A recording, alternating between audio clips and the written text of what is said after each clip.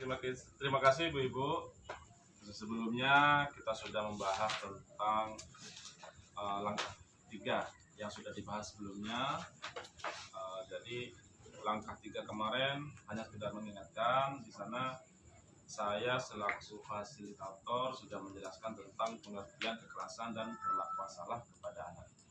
Jadi untuk sesi hari ini saya lanjut ke langkah 4 yang dimana di sini langkah 4 menjelaskan tentang jenis dan contoh kekerasan serta perlakuan salah kepada anak. Gimana Ibu-Ibu? Siap? Ya, siapa? Siap. Siap. Siap. Oke, baik, terima kasih. Jadi di sini saya langsung menunjukkan sesi gambar. Jadi dalam arti biar untuk mempermudah ibu-ibu memahami tentang jenis dan contoh kekerasan serta perlakuan salah kepada anak. Itu ibu-ibu. Ya Pak. Ya, Pak. Mohon izin, saya coba langsung tunjuk beberapa gambar. Nanti saya minta tolong sama ibu-ibu. Jadi di sini saya akan menunjukkan gambar dan mencoba ibu-ibu sekalian mencoba merasakan apa yang akan dirasakan oleh anak kita nantinya. Ya. Begitu ya Ibu ya, Bu Febri ya. Baik, di sini saya coba tunjuk. Ini kita coba jenis kekerasan dan perlakuan anak yang salah ya. Ya, ini karena adanya ini saya coba ini aja lah biar apa ya, untuk mempermudah penunjuk ya. Jadi di sini ada contoh kekerasan fisik, psikis dan seksual. Jadi ini salah satu contoh kekerasan pada anak. Jadi di sini ada contoh kekerasan fisik yang dimana fisik ini menyampaikan tentang kekerasan fisik yang dilakukan orang tua kepada anak. Di sini menyatakan bahwa memukul dan mencubit menampar ini akan meninggalkan bekas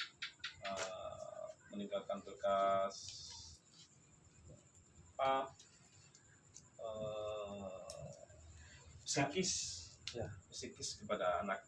Di memukul, mencubit, serta menampar, ada juga menendang, menginjak-injak. Jadi di sini ibu-ibu sudah bisa memahami salah satu contoh kekerasan fisik pada anak. Sudah Pak. Selain yang di sini ada lagi contoh-contoh yang pernah ibu alami di rumah atau pernah ibu lihat di sekitar rumah. Pernah Pak. Menyiram biasanya Pak. Ya Pak Febri. Tetangga saya Pak ya, anaknya nakal Pak. Sama orang tuanya sudah diborgol tangannya, bukan diborgol, diikat tangannya di tiang terus. Itu kok bisa dapat borgol dari mana Ibu? Bukan borgol maksudnya Pak. diikat ya, di tiang itu Pak, apa buat anunya gawang bola. Bukan, ini bukan. Pak, kalau baju itu Bapak. Ya, di situ terus dikasih itu Pak, semut. Iya, kaleng kalau bahasa Maduranya gitu Pak. Digigit nangis Pak sampai itu sore. salah satu contoh yang tidak perlu kita lakukan kepada anak. Jadi itu akan sangat membekas. Perlakuan kita selaku orang tua, tidak kekerasan kita selaku orang tua kepada anak, itu akan membekas nantinya kepada anak. Ya, ngerti Pak. Nah, bisa dimengerti salah satu contoh kekerasan fisik ya kepada anak. Oke, kita lanjut ke salah satu contoh kekerasan psikis kepada anak. Di situ menyebutkan psikis ini ada beberapa uraian di sana. Ada seperti memelototi anak, nyamperlong campelongi anak itu. Ya. Terus ada mengatakan anak itu bodoh, kamu ini sudah tahu seperti itu, bodoh, kamu udah tahu salah, kamu masih. Nah, hal-hal seperti itu yang harus kita coba hindari. Terus ada membanding-bandingkan.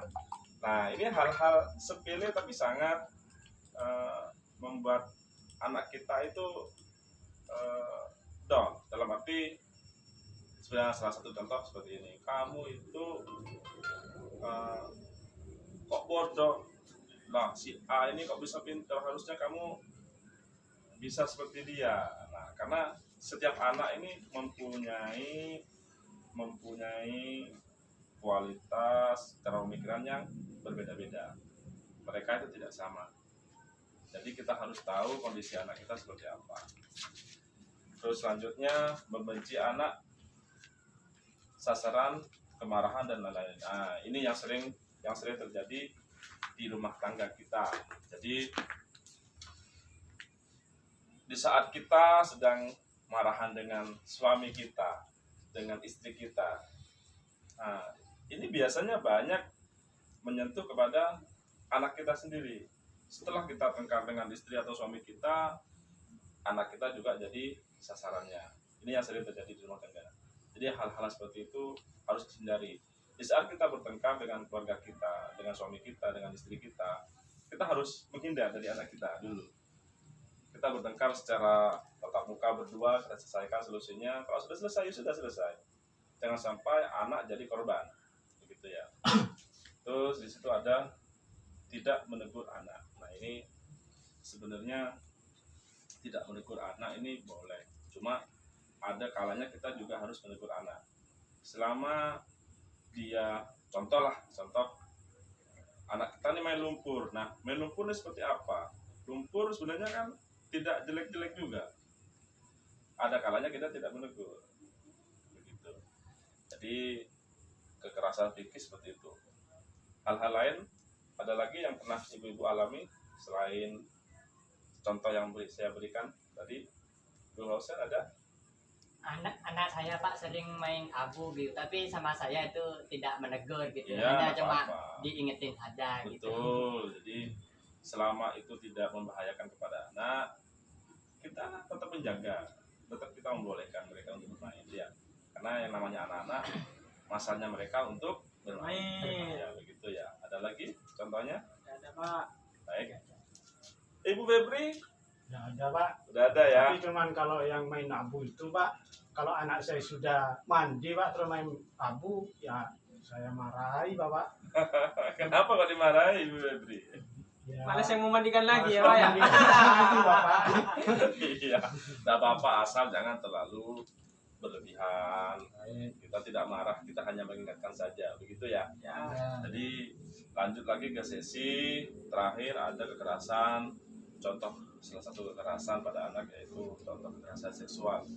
Nah, ini sebenarnya banyak yang sering terjadi, entah di lingkungan kita sekitar atau banyak kan di berita TV itu yang menyampaikan Oh iya anak Pak. ini Pencabulan gitu ya. pencabulan ini itu banyak ya, mengerikan ya. Iya Pak. Serem Pak. Jadi zaman-zaman sekarang memang kita harus lebih memperhatikan salah satu benteng terkuat yaitu kita selaku keluarga.